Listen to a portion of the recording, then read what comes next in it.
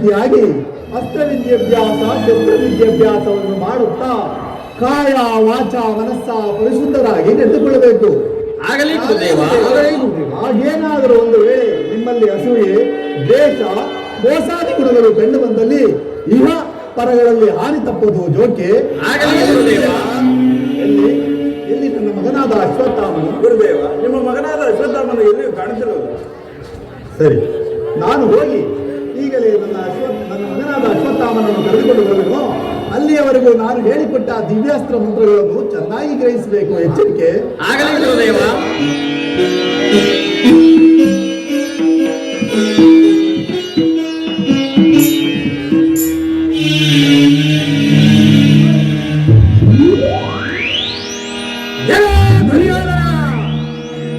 ಅರಮನೆಯಲ್ಲಿ ಪಿತಾಮಹನೆಂದು ಅನ್ನ ಕಾಳಗವನ್ನು ಮಾಡುವುದಾಗಿ ಭರಾಯಿ ಬಡಿದೆ ಅಲ್ಲವೇ? ಈಗ ನನ್ನನ್ನು ನೋಡಿದ ಕೂಡಲೇ ನಿನ್ನ ಉತ್ಸಾಹಿಯಲು ಭಗ್ನವಾಯಿತೇನು? ಹೊತ್ತು ಮೀರುತ್ತಿರುವುದು ಅದೇನು ನೋಡುತ್ತಿರುವೆ? ಆ ಮೊದಲು ಎದುರಾಗುವ ಎಲ್ಲೋ ಭೀಮ, ನಿನ್ನನ್ನು ನೋಡಿದರೆ ನನ್ನ ಉತ್ಸಾಗ್ನಿ ಎಲ್ಲವೂ ಭಗ್ನವಾಗುವುದೇನು? ಇಲ್ಲ ಇಲ್ಲ, ಪ್ರತಿಭಟನೆ ದೊರೆತನೆಂದು ಎಗ್ಗುತ್ತಿರುವುದೆಂದು ಅರಣ್ಯದಲ್ಲಿ ಹುಟ್ಟಿದ ನೀನು ಆನೆ ಆಕಾರದಲ್ಲಿ ದೊಡ್ಡದಾದ ಮಾತ್ರಕ್ಕೆ ಪಟ್ಟಣವೆಂದಿಗಾದರೂ ಕ್ಷೇಮಕರವಾಗಬಲ್ಲದೇನು? ಅರ್ಜುನನು ಲಕ್ಷದತ್ತಕ್ಕೆ ಗುರಿ ಹಿಡಿದಿರುವನೋ ಇಲ್ಲವೋ ಎಂದು ಪರೀಕ್ಷಿಸಿದ ಮಾತ್ರಕ್ಕೆ ಬಾಯಿಗೆ ಬಂದಂತೆ ಬಗಳುತ್ತಿರುವೆಯಾ? ಹೇಳುವ ದುರ್ಯೋಧನ, ನಿನ್ನ ಶಕ್ತಿಯು ಎಷ್ಟರ ಮಟ್ಟಿಗಿರುವುದೆಂಬುದು ನಾನು ಚೆನ್ನಾಗಿ ಬಲ್ಲೆ. ನಮ್ಮ ಐವರ ವಿಚಾರದಲ್ಲಿ, ಅದರಲ್ಲಿಯೂ ನನ್ನೊಬ್ಬನ ವಿಚಾರದಲ್ಲಿ ನಿನ್ನ ಹೃದಯದಲ್ಲಿ ಏನಿರುವುದೆಂದು ಚೆನ್ನಾಗಿ ಬಲ್ಲೆ. ವೃಥಾ ಬಯಲಾಡಂಬರದ ಮಾತುಗಳನ್ನಾಡಿ ನಿನ್ನ ಗೌರವವನ್ನು ಉಳಿಸಿಕೊಳ್ಳಲು ಪ್ರಯತ್ನಿಸುತ್ತಿರುವೆಯಾ? ಅರಮನೆಯಲ್ಲಿ ಆಡಿದಂತೆ ಗುರುಗಳು ಬದುಕುಗಳಾಗಿ ಎದುರಾಗು. ನನಗೆ ಸೋತೆನೆಂದು ಒಪ್ಪಿಕೋ.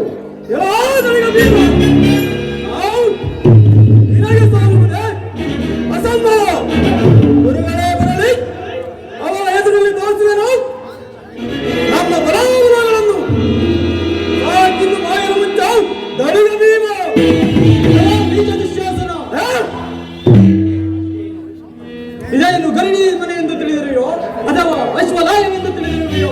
ಸುಮ್ಮನಿದ್ದರೆ ತಕ್ಕ ಶಾಸ್ತ್ರಿಯನ್ನು ಮಾಡಬೇಕು.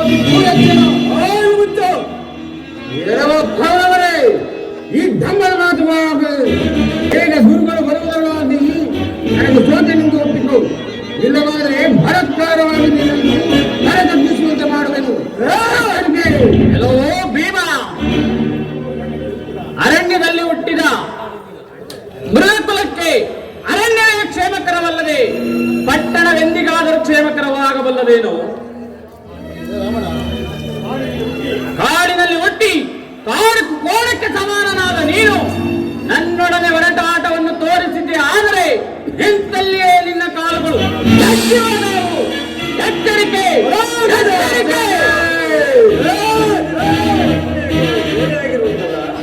ಗುರುಗಳು ಹೇಳಿಕೊಟ್ಟ ದಿವ್ಯಾಸವನ್ನು ಗ್ರಹಿಸಲಿ ಈ ರೀತಿ ಅಜ್ಞಾನದಿಂದ ವರ್ತಿಸುತ್ತಿರುವಿರಲ್ಲ.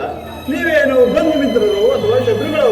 ಶಾಂತರಾಗಿರಿ, ಶಾಂತರಾಗಿರಿ. ಶಾಂತಿ ಶಾಂತಿ ಯಾರಿಗೆ ಬೇಕು ಈ ನಿನ್ನ ಶಾಂತಿ? ಕೆಲವ ದುರ್ಯೋಧನ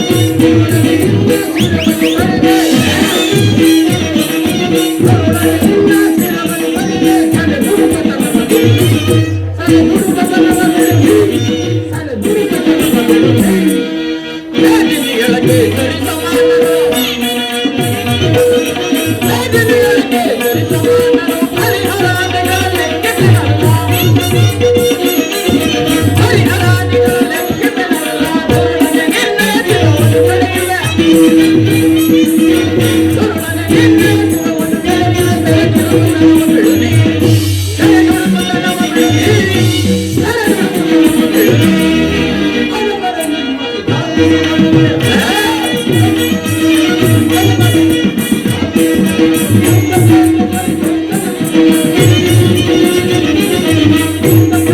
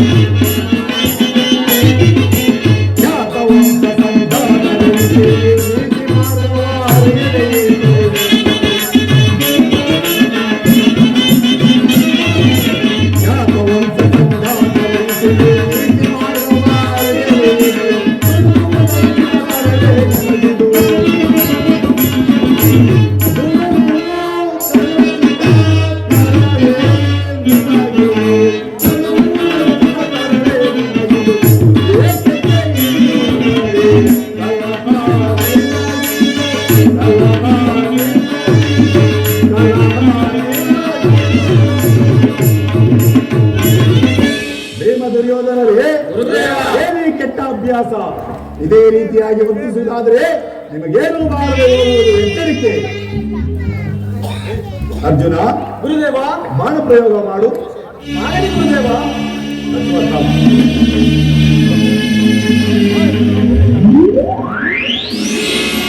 ಭಲೆ ಭಲೆ ಅರ್ಜುನ, ನಿನ್ನ ಕೈ ಚಳಕವು ಅತ್ಯಾಶ್ಚರ್ಯಕರವಾದದ್ದು. ಇದೇ ರೀತಿಯಾಗಿ ಗಾಳಿಯ ಶಕ್ತಿ ಕೋನಗಳನ್ನು ಮೂಲೆಗಳ ಅಂತರವನ್ನು ತಿಳಿದುಕೊಂಡು ಅಸ್ತ್ರಶಸ್ತ್ರ ವಿದ್ಯಾಭ್ಯಾಸವನ್ನು ಮಾಡುತ್ತಾ ಬಂದರೆ ನಿನ್ನನ್ನು ಜಯಿಸುವ ಧೀರರು ಈ ಮೂರು ಲೋಕದಲ್ಲಿ ಯಾರೂ ಇಲ್ಲದಂತಾಗುವುದು. ಆಗಲಿ ಗುರುದೇವ. ಈಗ ನೋಡಿ, ಅಲ್ಲಿ ಕಾಣುವ ಲಕ್ಷ್ಯದತ್ತಕ್ಕೆ ಬಾಣದಿಂದಲೇ ಕಣ್ಣನ್ನು ಛೇದಿಸಬೇಕು. ಯಾರಿರುವಿರಿ? ಗುರುದೇವ, ಈ ಅಲ್ಪವಾದ ಕಾರ್ಯಕ್ಕೆ ವೀರಾಗ್ರಣಿಗಳಾದ ನಮ್ಮನ್ನು ಪರೀಕ್ಷಿಸುತ್ತಿರುವೆಯಾ?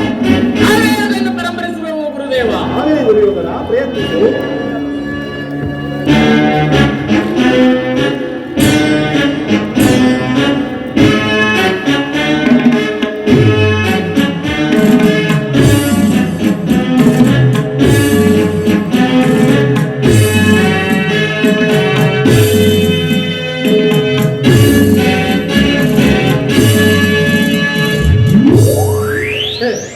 ನಿನ್ನಿಂದ ಸಾಧ್ಯವಾಗಲಿಲ್ಲ.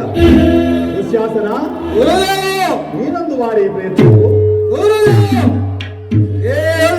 ಕಾರ್ಯಕ್ಕೆ ನಮ್ಮನ್ನು ಪರಿಸುತ್ತಿರುವೆ. ನಾವೇ ಪರಂಪರಿಸುವರು. ಆಗಲಿ ದುಶ್ಯಾಸನ, ಪರಂಪರಿಸು.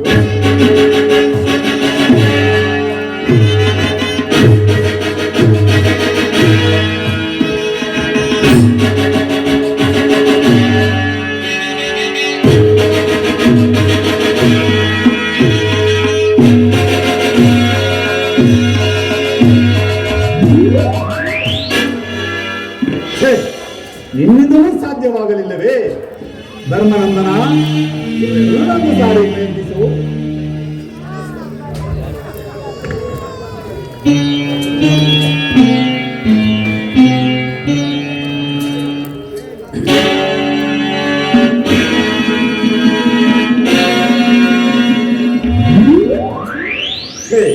ನಿನ್ನಿಂದಲೂ ಸಾಧ್ಯವಾಗಲಿಲ್ಲವೇ?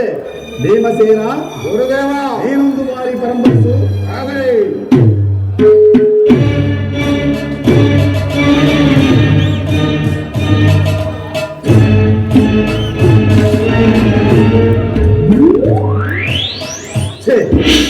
ಯಾರಿಂದಲೂ ಸಾಧ್ಯವಾಗಲಿಲ್ಲವೇ? ಇದನ್ನು ಛೇದಿಸುವ ಧೀರನೆಂದರೆ ನನ್ನ ಮಗನಾದ ಅಶ್ವತ್ಥಾಮನೇ ಸರಿ. ಅಶ್ವತ್ಥಾಮ, ತೋರಿಸುವ ಇವರೆಲ್ಲರ ಎದುರಿನಲ್ಲಿ ನಿನ್ನ ಅಸ್ತ್ರಕೌಶಲ್ಯದ ಪ್ರಭಾವವನ್ನು. ಇಂತಹ ಬಿಲ್ಲಾಳರು ನಿಮ್ಮ ಶಿಷ್ಯರೆಂದು ಹೇಳಿಕೊಳ್ಳುವುದೇ ದೊಡ್ಡ ದೋಷ. ಕೇವಲ ಈ ಲಕ್ಷಣಕ್ಕೆ ಗುರಿ ಹಿಡಿದವರು ಕ್ಷಾತ್ರಿ ಕುಮಾರರೇ, ಪಾಪಿಷ್ಟರು.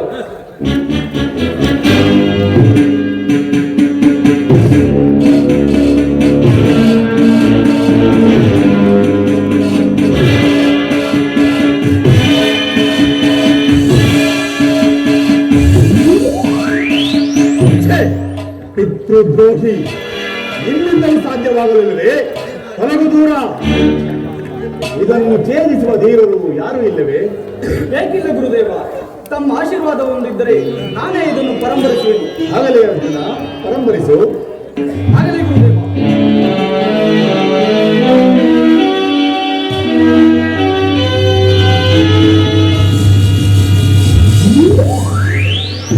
ಅರೆ ಭಲೆ ಅರ್ಜುನ, ನೀನೆಂದರೆ ನೀನೇ ಸರಿ.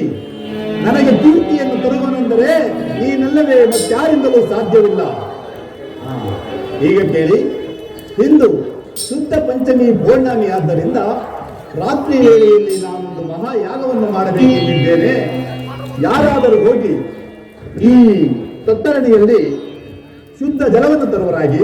ಆಗಲಿ ಗುರುದೇವ.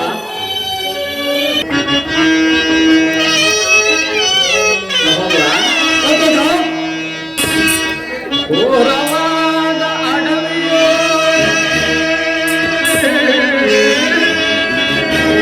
ಸಹೋದರ, ಘೋರವಾದ ಅಡವಿಯೋ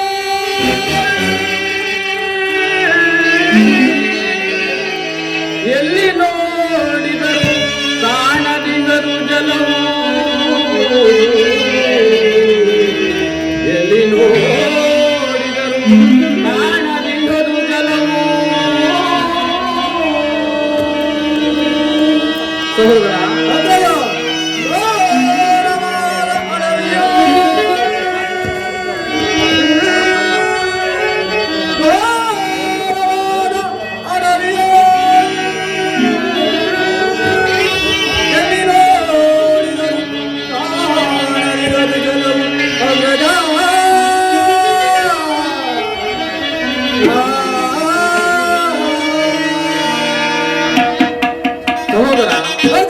ಈ ದಟ್ಟವಾದ ಅರಣ್ಯದಲ್ಲಿ ಎಲ್ಲಿ ಹುಡುಕಿದರೂ ಒಂದು ಹನಿ ಜಲವು ಸಿಗಲಿಲ್ಲ.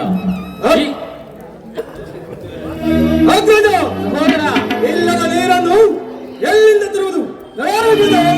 ಸಹೋದರ, ಜಲವನ್ನು ತೆಗೆದುಕೊಂಡು ಹೋಗದಿದ್ದರೆ ಗುರುಗಳು ನಮಗೆ ಶಾಪವನ್ನು ಕೊಡುವುದಿಲ್ಲವೇ? ಸಹೋದರ, ಆ ಬಡವಿಂದ್ರನೇನಾದರೂ ಮಿತಿ ಮೀರಿ ಮಾತನಾಡಿದರೆ ತಕ್ಕ ಯೋಚನೆಯನ್ನು ಮಾಡಬೇಕಾದೀತು. ನಡೆಯದ ಹೋಗೋಣ. ನಡೆ ಸಹೋದರ, ಹೋಗೋಣ.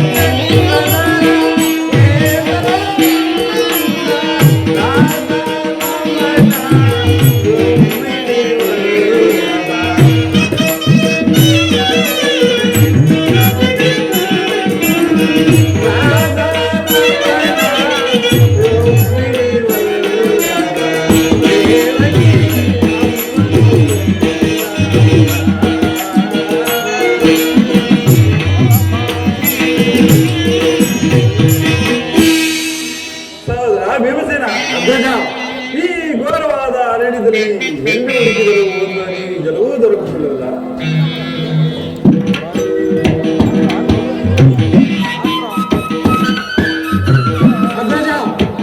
ಈ ದಟ್ಟವಾದ ಅರಣ್ಯವನ್ನು ನೋಡಿದರೆ ನನ್ನ ಎದೆಯಲ್ಲಿ ಏತಕ್ಕೂ ಭಯವಾಗುತ್ತಿರುವುದು. ಈ ಕಾಡು ಮೃಗಗಳ ಗರ್ಜನೆಯನ್ನು ಕೇಳಿದರೆ ನನಗೇಕೋ ನಡುಗುತ್ತಾ ಹೋಗುತ್ತಿರುವುದು. ಅಗ್ರಜ, ಇಲ್ಲದ ಜಲವನ್ನು ಎಲ್ಲಿಂದ ತರುವುದು? ನಡೆಯೋಣ, ಹೋಗೋಣ. ಸಹೋದರ, ಜಲವನ್ನು ತೆಗೆದುಕೊಂಡು ಹೋಗದಿದ್ದರೆ ಗುರುಗಳು ಶಾಪವನ್ನು ನೀಡುತ್ತಾರೆ. ಅಯ್ಯೋ ಅಣ್ಣ, ಗುರುಗಳು ಶಾಪವೇ ಕೊಡಲಿ, ಪಾಪವೇ ಬರಲಿ, ನಡೆಯೋಣ, ಹೋಗೋಣ. ಆಗಲಿ ಸಹೋದರ.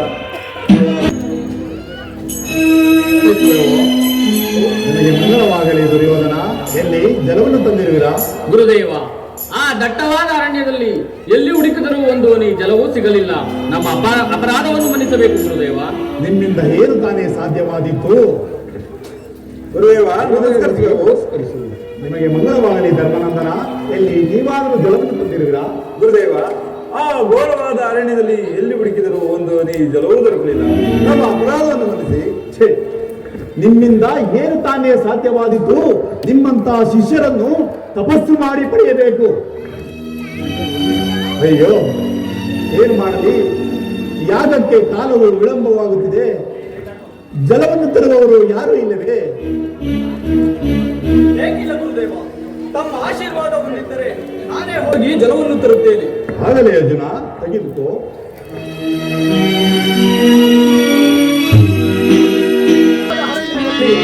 ಎಲ್ಲಿ ಹುಡುಕಿದರೂ ಒಂದು ಹನಿ ಜಲ ಸಿಗುತ್ತಿರಲಿಲ್ಲ. ಏನು ತಾನೇ ಮಾಡಲಿ?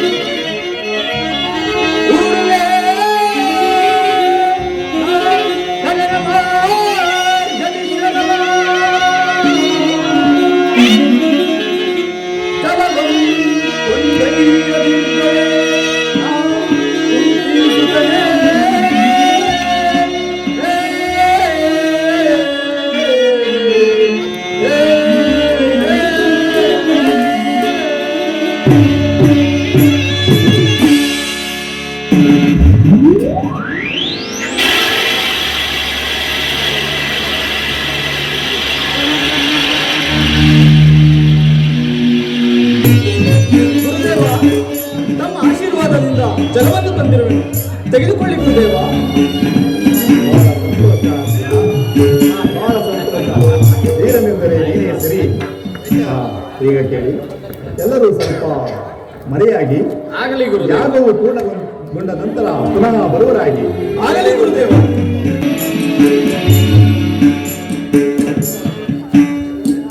ಗುರುದೇವ, ನಮಸ್ಕರಿಸುವುದು. ಶ್ರೇಯಸ್ಸು. ಯಾರು ನೀನು? ಗುರುದೇವ, ಸೂತರ ಪೋಷಣೆಯಲ್ಲಿ ಬೆಳೆದ ನನ್ನನ್ನು ಕರ್ಣನೆಂದು ಕರೆಯುವರು. ಸರಿ, ನನ್ನಿಂದ ಏನಾಗಬೇಕು? ಗುರುದೇವ, ಪರಶುರಾಮರ ಶಿಷ್ಯರಾಗಿಯೂ ಈ ಯುಗದ ಚಾಪಾಟಿ ವಿದ್ಯೆಯ ಗುರುಗಳೆಂದೇ ಪ್ರಖ್ಯಾತಿಯನ್ನು ಪಡೆದಿರುವ ತಮ್ಮ ಬಳಿಯಲ್ಲಿ ಧನುರ್ವಿದ್ಯಾಭ್ಯಾಸವನ್ನು ಕಲಿಯಬೇಕೆಂದು ಬಂದಿದ್ದರು. ಗುರುದೇವ, ಕೃಪೆ ಇಟ್ಟು ಧನುರ್ವಿದ್ಯಾಭ್ಯಾಸವನ್ನು ಕಲಿಸಿಕೊಡಬೇಕೆಂದು ತಮ್ಮಲ್ಲಿ ಹೇಳಿಕೊಳ್ಳುವರು.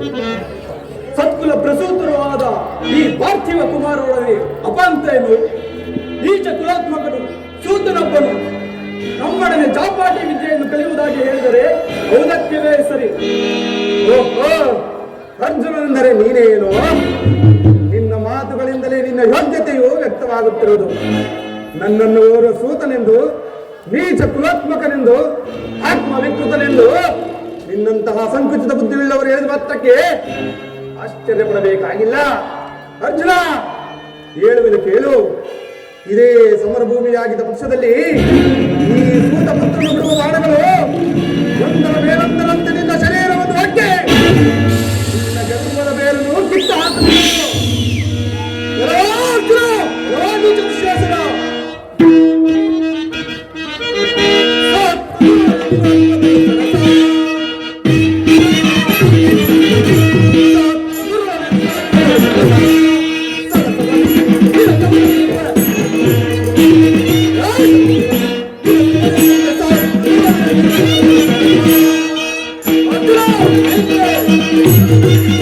Thank you.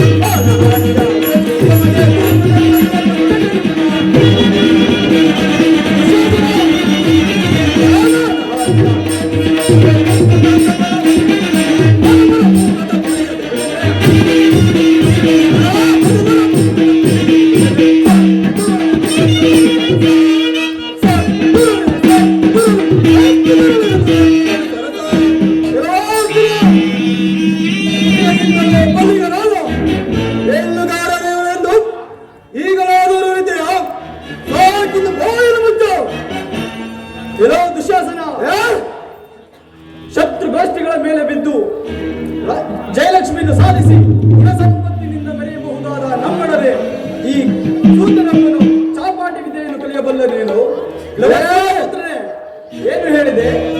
ನಿನ್ನ ಬಿಲ್ಲು ಬಾಣಗಳು ಒಂದರ ಮೇಲೊಂದಾಗಿ ನನ್ನ ಶರೀರವನ್ನು ಹುಟ್ಟು ನನ್ನ ಗರ್ಭದ ಬೇರನ್ನು ಕಿತ್ತು ಹಾಕುವುದು ಹೇಳುವೆನು ಕೇಳು.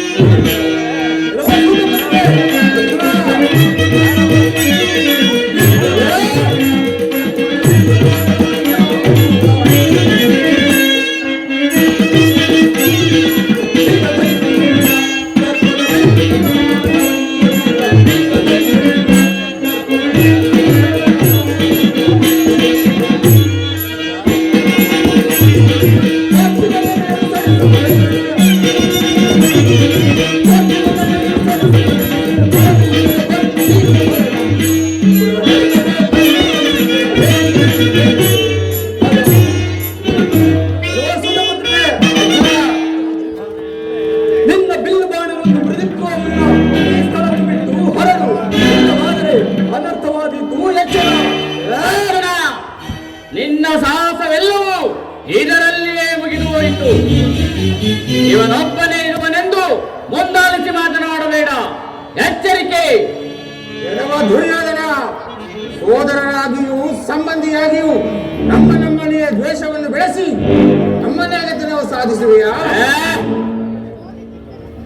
ಗುರುಗಳೇ, ನಾವು ಸಹನೆಯಿಂದ ಸುಮ್ಮನಿದ್ದರೆ ಈ ಭೀಮನ ಮಾತು ಮಿತಿಮೀರಿ ಮಾತನಾಡುತ್ತದೆ. ನಾವಿನ್ನ ಸಹಿಸತಕ್ಕವರಲ್ಲ.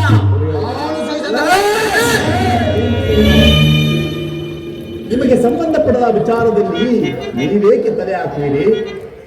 ರಾಜಪುತ್ರರಾದ ನೀವುಗಳು ಈ ರೀತಿಯಾಗಿ ಅಪರಿಚಿತರ ಎದುರಿನಲ್ಲಿ ಈ ರೀತಿ ವರ್ತಿಸಿದರೆ ನಿಮ್ಮ ಗೌರವಕ್ಕೆ ಕುಂದಕಬಾರದೆ? ಧರ್ಮನಂದನ, ನೀನಾದರೂ ನಿನ್ನ ಸಹೋದರರಿಗೆ ತಿಳಿ ಹೇಳಬಾರದೆ?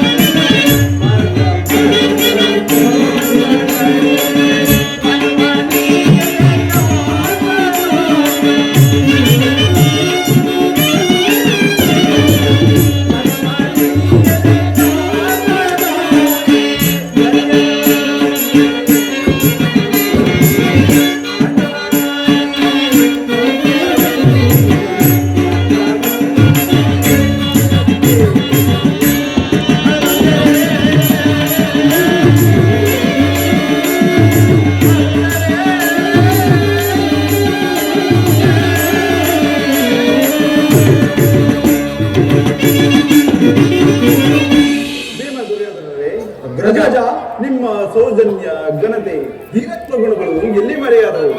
ಹೇಗೆ ಕೆಟ್ಟ ಮಾತುಗಳನ್ನಾಡಿ ಅಪವಿತ್ರರಾಗುತ್ತಿರುವಿರಿ. ಶಾಂತರಾಗಿರಿ, ಶಾಂತರಾಗಿರಿ. ಅಗ್ರಜ, ಬಿಲ್ಲನ್ನು ಹಿಡಿಯಲು ಕೂಡ ಬಾರದ ಈ ಸೂತನೊಬ್ಬನು ನಮ್ಮೊಡನೆ ಚಾಪಾಟಿ ವಿದ್ಯೆಯನ್ನು ಕಲಿಯುವುದಾಗಿ ಹೇಳಿದರೆ ಕೋಪ ಬಾರದ ಅರ್ಜುನ, ಇದೋ ನೋಡು ಏನು ಹೇಳಿದೆ. ನನಗೆ ಬಿಲ್ಲನ್ನು ಹಿಡಿಯಲು ಬಾರದೆ, ಇದರಂತೆ ನಿನ್ನ ಶರೀರವನ್ನು ಭೂಮಿಗೆ ಇಳಿಸಬಲ್ಲೆ. ಆದರೂ ಆಚಾರ್ಯರಿಗೆ ಅಂಜಿ ನಿನ್ನನ್ನು ಮನ್ನಿಸಿರುವೆನು. ಭಲೇ ಭಲೇ ಕರ್ಣ, ಭಲೇ ಭಲೇ ಕರ್ಣ, ಮುಂದೆ ಭಾರತ ಕುಲ ಚಕ್ರೇಶ್ವರನಾಗುವೆ. ನನ್ನ ಬಳಿಗೆ ಬಂದು ಸೇರು. ದುರ್ಯೋಧನ, ನನ್ನ ಮೇಲೆ ನೀನು ಇಟ್ಟಿರುವ ನನ್ನ ಮೇಲಿನ ಅತ್ಯಂತ ಪ್ರೀತಿಗೆ ನಾನು ಸದಾಚಿರುವೆ. ಆದರೆ ನನ್ನ ವಿದ್ಯಾಭ್ಯಾಸವು ಮುಗಿಯುವವರೆಗೂ ನಾನು ಯಾರ ಬಳಿಯಲ್ಲಿಯೂ ಸೇರಲಾರೆ. ಕರ್ಣ, ನಿನ್ನ ವಿದ್ಯಾಭ್ಯಾಸವೆಲ್ಲವೂ ಮುಗಿದ ನಂತರ ನನ್ನ ಬಳಿಗೆ ಬಂದು ಸೇರು. ಆಗಬಹುದು ಸುಯೋಧನ. ಗುರುದೇವ, ನನ್ನನ್ನು ನಿಮ್ಮ ಶಿಷ್ಯನನ್ನಾಗಿ ಅಂಗೀಕರಿಸಬೇಕೆಂದು ತಮ್ಮಲ್ಲಿ ಬೇಡಿಕೊಳ್ಳಬೇಕು. ಕ್ಷತ್ರಿಯರಿಗಲ್ಲದೆ ಇತರರಿಗೆ ವಿದ್ಯಾಭ್ಯಾಸವನ್ನು ಕಲಿಸುವುದಿಲ್ಲವೆಂದು ನನ್ನ ಗುರುಗಳಾದ ಭಾರ್ಗವರಿಗೆ ಅಭಯವನ್ನಿಟ್ಟಿರುವೆ. ಗುರುದೇವ, ವಿದ್ಯೆಗೂ ಕುಲಜಾತಿಗಳ ಸ್ವಂತುಂಟೆ. ಏನು ಮಾಡಲಿ, ಪ್ರತಿಜ್ಞೆಯು ಕರ್ತವ್ಯಕ್ಕೆ ಅಡ್ಡಿಯಾಗಿರುವುದು. ಗುರುದೇವ, ಬಾಹುಬಲದಿಂದಲೂ ಅಸ್ತ್ರ ಪ್ರಭಾವದಿಂದಲೂ ಮೆರೆಯುತ್ತಿರುವ ತಮ್ಮ ಬಳಿಯಲ್ಲಿ ಧನುರ್ವಿದ್ಯಾಭ್ಯಾಸವನ್ನು ಕಲಿಯಬೇಕೆಂದು ಬಂದಿದ್ದ ನನ್ನ ಆಸೆಯನ್ನು ನಿರಾಸೆಯಾಯಿತು. ಆದರೆ ಚಿಂತೆ ಇಲ್ಲ, ನನ್ನ ಮೇಲೆ ಕರುಣೆ ಇರಲಿ. ಗುರುದೇವ, ನಾನಿನ್ನು ಬರುವೆನು.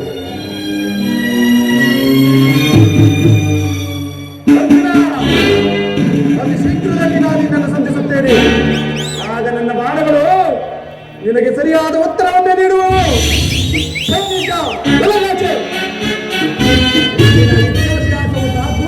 ಎಲ್ಲರೂ ನಡೆಯಿರಿ.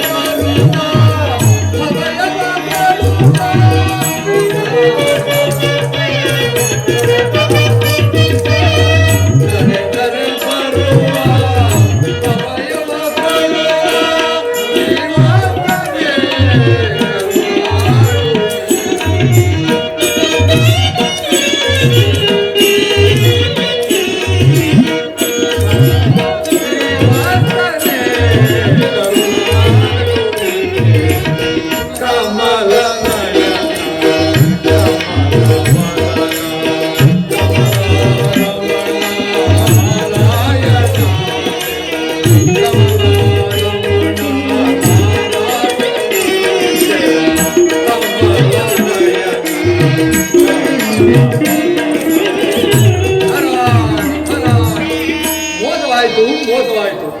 ಇಂದ್ರನು ವಸ್ತ್ರವನ್ನು ದಾನವಾಗಿ ಕೊಟ್ಟಿರುವುದು.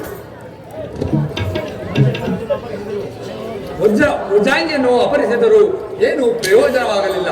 ಇರಲಿ, ನಾನೀಗಲೇ ದೇವೇಂದ್ರನ ಬಳಿಗೆ ಹೋಗುವೆನು. ಒಂದು ದುಂಬೆಯ ರೂಪದಲ್ಲಿ ಹೋಗಿ ಕರ್ಣನ ತೊಡೆಯನ್ನು ಕೊರೆದು ಹಾಗೂ ಪರಶುರಾಮರ ಕೆನ್ನೆಯನ್ನು ಕೊರೆಯುವಂತೆ ಹೇಳಿ ಕರ್ಣನ ಮೋಸವು ಪರಶುರಾಮರಿಗೆ ತಿಳಿಯುವಂತೆ ಮಾಡಿ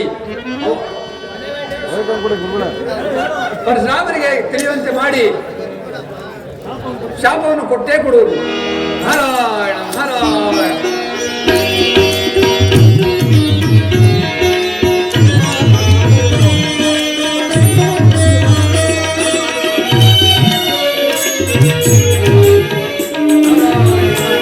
ಗರ್ವದಿಂದ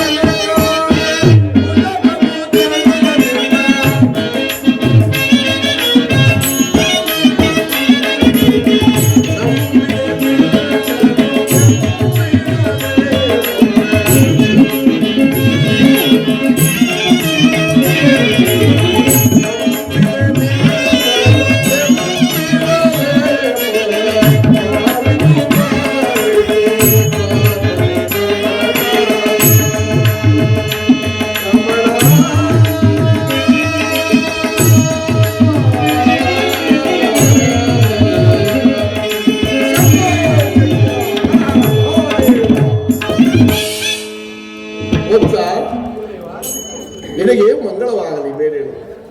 ವತ್ಸ, ನಾನು ನಿನ್ನೆ ದಿನ ಹೇಳಿಕೊಟ್ಟ ದಿವ್ಯಾಸ್ತ್ರ ಮಂತ್ರಗಳೆಲ್ಲವೂ ಸಿದ್ಧಿಸುವ ಇಲ್ಲವೋ ಒಂದು ಬಾರಿ ಪರೀಕ್ಷಿಸಿ ನೋಡೋಣ. ಅಲ್ಲಿ ನೋಡು, ಅಲ್ಲಿ ಕಾಣುತ್ತಿರುವ ಮಾವಿನ ಮರದಲ್ಲಿ ಕೇವಲ ಜೋಡಿ ಮಾವಿನ ಹಣ್ಣುಗಳಿವೆ. ಅದರಲ್ಲಿ ಒಂದಕ್ಕೆ ಗುರಿ ಇಟ್ಟು ಹೊಡೆ.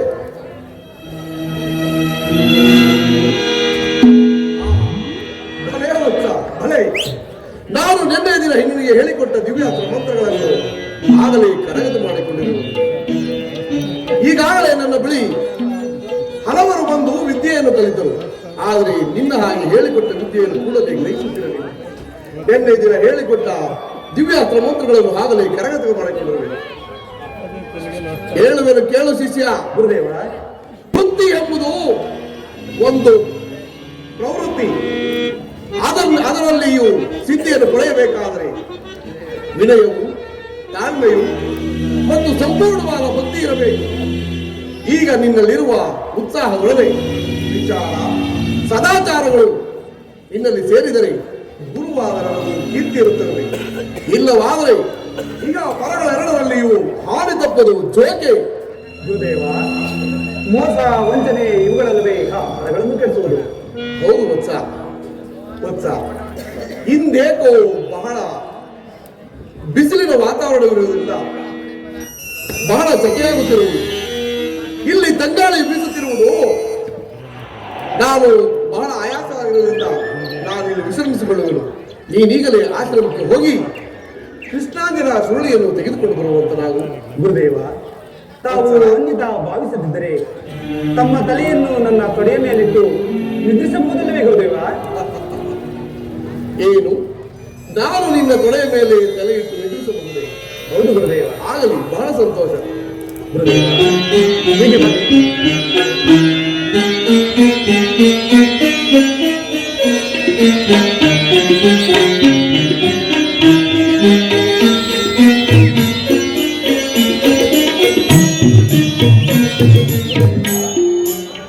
ಮೋಸ, ವಂಚನೆ ಇವುಗಳಲ್ಲವೇ ಇಹ ಪರಗಳನ್ನು ಬೆಳೆಸುವುದು ಮೋಸ. ಅಸೂಯೆ ಎಂಬುದು ಒಂದು ದೊಡ್ಡ ಮೋಸ. ಇಂತಹ ಗುರುಗಳನ್ನು ವಂಚಿಸುವಂತೆ ಪ್ರೇರೇಪಿಸಿದ ವಿಧಿಲೇನೆಯೇ ಒಂದು ದೊಡ್ಡ ಮೋಸ. ಕಣ್ಣ, ಏ ಸ್ವಾಮಿ ಕಣ್ಣ, ಇಂಥದ ಮೋಸದ ಕೃತ್ಯಕ್ಕೆ ನೀನೂ ಸಹ ವಿಧೇಯ? ಇದೇನಾ ಆಶ್ಚರ್ಯ? ಯಾವುದೋ ಒಂದು ಕೀಟವು ಬಂದು ನನ್ನ ತೊಡೆಯನ್ನು ಕುರಿತಿರುವುದಲ್ಲ, ಇದೇನು?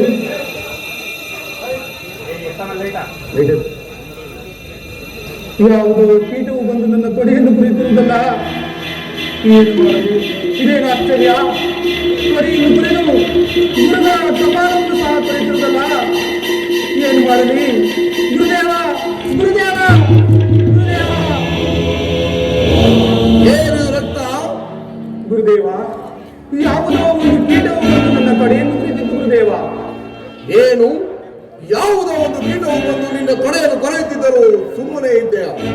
ಇದು ಸಾಧ್ಯವೇ?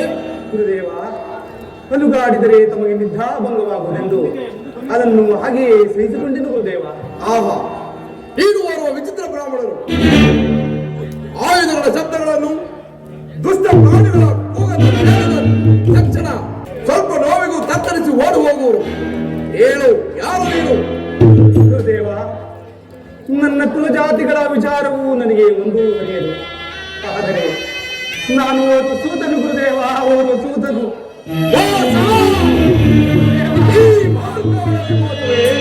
ಇಲ್ಲ ಗುರುದೇವ, ನನ್ನೊಂದು ಮಾತು ಬಳಸುವಷ್ಟು ಬೇರೆ ಯಾರು ಉಂಟು ಹೇಳು? ಏನು ಹೇಳು ನೀನು? ಗುರುದೇವ, ಗುರುದೇವ, ದ್ರೋಣಾಚಾರ್ಯರ ಬಳಿಗೆ ಹೋಗಿ ವಿದ್ಯಾಭ್ಯಾಸವನ್ನು ಕಲಿಸಿಕೊಡಬೇಕೆಂದು ಕೇಳಿಕೊಂಡರು. ಆದರೆ ಅವರು ನನ್ನನ್ನು ತಿರಸ್ಕರಿಸಿದರು. ವಿದ್ಯೆಯ ಸಲುವಾಗಿ ತಮ್ಮನ್ನು ವಂಚಿಸಿದ ಅಪರಾಧವನ್ನು ಮನ್ನಿಸಬೇಕು ಗುರುದೇವ, ಮನ್ನಿಸಬೇಕು.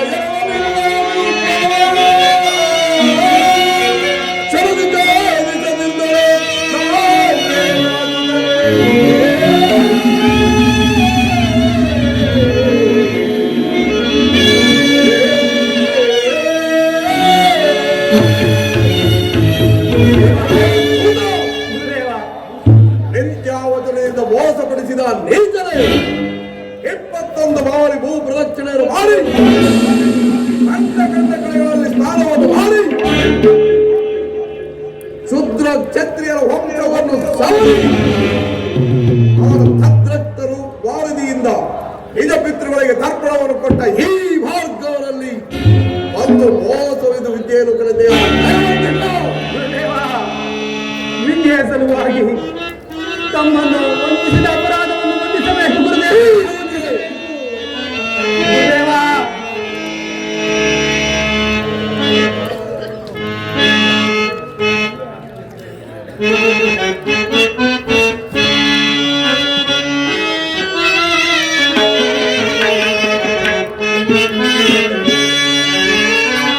ಸ್ವಾಮಿ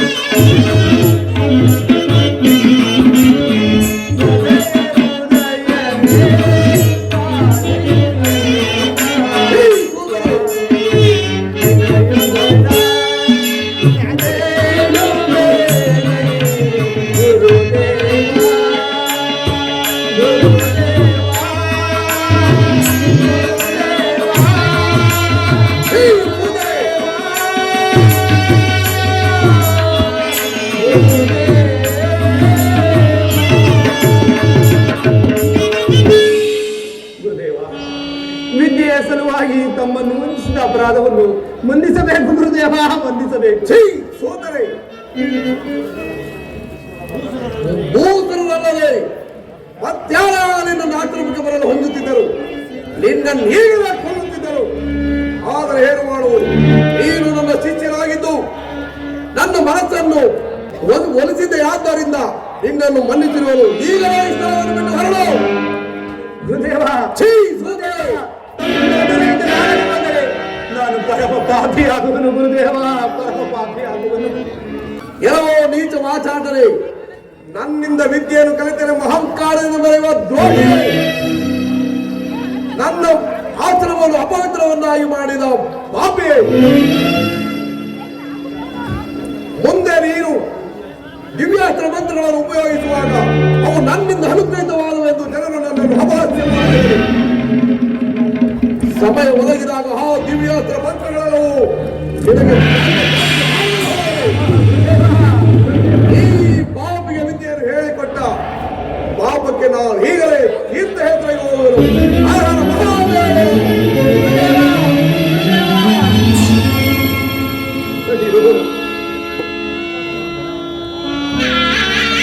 ನಿರ್ದಯರಾಗಿ ಗಂಗಾ ನದಿಯಲ್ಲಿ ತೇಲಿ ಬಿಟ್ಟ ನನ್ನ ತಂದೆ ತಾಯಿಗಳು ಎಂತಹ ಕಠಿಣ ಚಿತ್ತರು. ನನ್ನನ್ನು ಆಗಲೇ ಕೊಂದು ಹಾಕಿದ್ದರೆ ಇಂತಹ ಕಷ್ಟಗಳನ್ನು ಪಡಬೇಕಾಗಿಯೇ ಇರುತ್ತಲ್ಲ.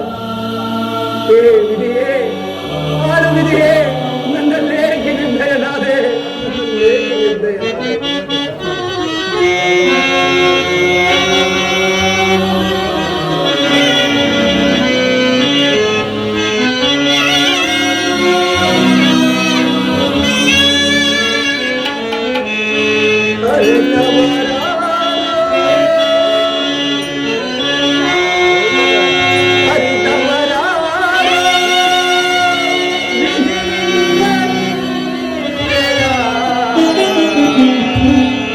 ಬಲ್ಲವರ